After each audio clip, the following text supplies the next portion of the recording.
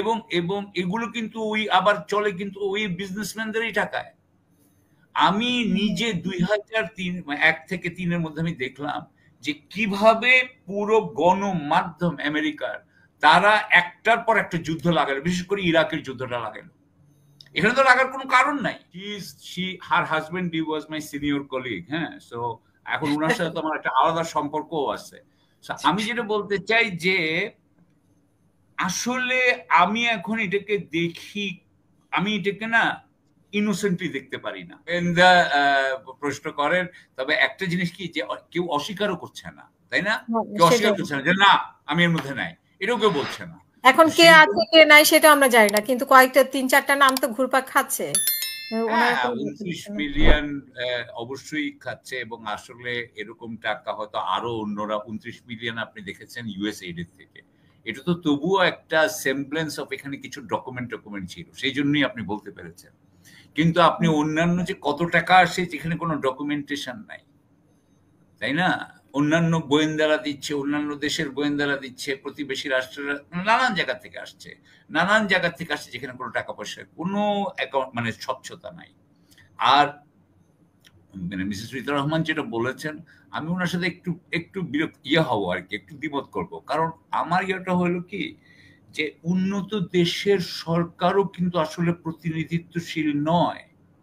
আপনি দেখতে পাচ্ছেন না যে ট্রাম্প হইল তার চারিদিকে সব অলিগার্কস, বেজোস সব তার চারিদিকে। হ্যাঁ, এখন যে কি আপনার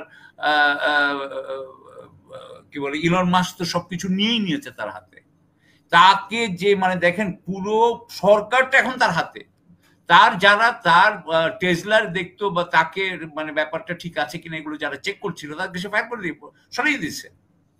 সো এবং আপনি যে দেশে থাকেন ইউকে তে, হ্যাঁ, সেখানেও দেখবেন যে ওইখানকার ডেইলি মেইল বলেন বা ওই সমস্ত খবরের কাগজকে কিভাবে আপনার ওই সরকারগুলো ভয় পায়, কি ভীষণ ভাবে ভয় পায়। কারণ এবং এবং এগুলো কিন্তু ওই আবার চলে কিন্তু ওই বিজনেসম্যানদেরই টাকায়। আমি নিজে 1 থেকে 3-এর মধ্যে আমি দেখলাম যে কিভাবে পুরো গণমাধ্যম আমেরিকার তারা একটার পর একটা যুদ্ধ লাগালো, বিশেষ করে ইরাকের যুদ্ধটা লাগালো। এখানে তো লাগার কোনো কারণ নাই, কিন্তু লাগাই দিল একদম। এবং এটা একদম আমি ওইভাবে বলতে চাই যে আসলে ওই দেশগুলাতে খালি একটা জিনিস বলা আছে, আপনি কুইড প্রো কো বলতে পারবেন না। আপনি বলতে পারবেন না যে ভাই আমি আপনার টাকাটা দিলাম, আপনি কিন্তু আমার এটা করে দিবেন। এভাবে এটা হয় না। ওদের ওখানে সিস্টেমটা একটু সুন্দর করে রাখছে ওরা এইভাবে আইনটা বানায় রাখছে।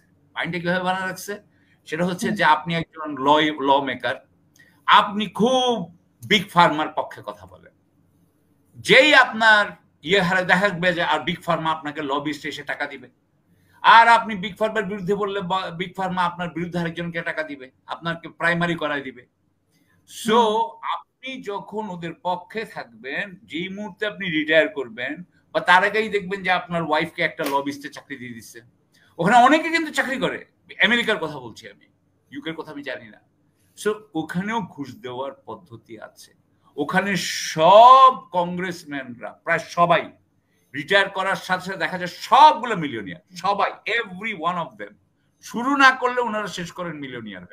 হ্যাঁ, মানে আমি এইভাবে দেখছি, সেটা আমি বললাম আর কি। তো যাই হোক, আর আর আমাদের আর কি ছিল, সুতরাং আমি ফান্ডিং নিয়ে খুব চিন্তা। আমি মনে করি প্রতি বছর 1,000 কোটি টাকা বাজেট থেকে দেওয়া উচিত, সেই টাকাটা ভোটিং পার্সেন্টেজ অনুযায়ী পাবে সবাই। তো ধরেন বিএনপি যদি পায় থাকে 40%, তাহলে সে 40% পাবে ওইটা। হ্যাঁ, আমি জাস্ট একটা কথার কথা বলতেছি, জাস্ট একটা যে 1,000 কোটি টাকা, তবে এটার একটা আছে, এটা অডিট হবে এবং আপনি অন্যান্য টাকা কোন দিক থেকে পাইলেন এটা কিন্তু আপনাকে বলতে হবে। সো মানে somehow to bring you under the net কিছু একটা করা দরকার। ফান্ডিংটা একটা বড় প্রবলেম। তার অর্থ হচ্ছে যে একটা ট্রান্সপারেন্সি থাকতে হবে অন দি পলিটিক্যাল ফ্রন্ট। আসলে মানে হার হাজবেন্ড হি ওয়াজ মাই সিনিয়র কলিগ, হ্যাঁ, সো এখন ওনার সাথে তো আমার একটা আলাদা সম্পর্কও আছে।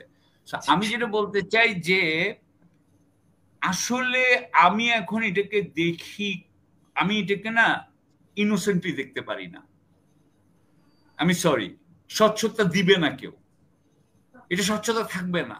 আপনি যেমন দেখছেন না আমেরিকাতে প্যাক বানাইছে, পিএসসি প্যাক বানাই দিছে, প্যাক বানাই বলে দিছে কোঅর্ডিনেট করতে পারবে না, তুমি যা ইচ্ছা করো, মানে সাকিব আলী ভাই, সাকিব হ্যাঁ, আলী ভাই, আপনার হ্যাঁ। স্বচ্ছতার জন্য তো মিডিয়া আছে, the fourth state, they are suppose to uphold that, watchdog media থাকবে। আবার ওনার, আমরা মিডিয়ার তো ওনার। আসলেই তো আমরা তো চাপে না পড়লে কিছুই করতে চাই না, তাই না? আমাদের যে অন্যায়টা প্রকাশ করবার জন্য যদি ওই সেফটি কুশন গুলো সামাজিক থাকে, তাহলে এটা যেমন মিডিয়া আছে, প্রেশার গ্রুপ আছে, অন্য যারা ভলেন্টারি অর্গানাইজেশন আছে, তারা যদি রিভিল করে দেয়, তখন পলিটিক্যাল পার্টি উইল বাধ্য হবে তাদের ট্রান্সপারেন্সি মেনটেন করতে, তাই না? এই যে আপনি বললেন যে ভয়, যে আরে যে ইমেলকে ভয় পায়, কেন পায়? বিকজ তারা সবসময় একটা ভিজিলেন্টি গ্রুপ হিসেবে কাজ করে।